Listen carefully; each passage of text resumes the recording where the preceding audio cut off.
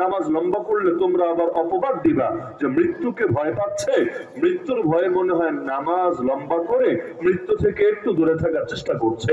এজন্য যদিও মন চাচ্ছিল নামাজ এত জলদি শেষ করি, জীবনের শেষ নামাজ বলে কথা, কিন্তু তারপরও তোমরা যাতে অপবাদ দিতে না পারো এজন্য আমি নামাজটা এর চেয়ে তার বেশি লম্বা করলাম না। এরপর প্রথমে বদদোয়া দিলেন, আল্লাহুম্মা আহসিহিম আদাদা ওয়াকতুলহুম বাদাদা ওয়ালা তুবকি মিনহুম আহাদা। হে আল্লাহ, আমি তো কিছু করতে বললাম না, আপনি এই প্রতিটা জালেমকে একজন একজন করে গুণে রাখেন, এরপর ওদের প্রত্যেকটাকে আযাব দিয়ে ধ্বংস করেন। আয় আল্লাহ, জালেমদের একজনকেও আপনি ছাড়বেন না, প্রত্যেকের উপর আপনার গজব অবতীর্ণ করেন।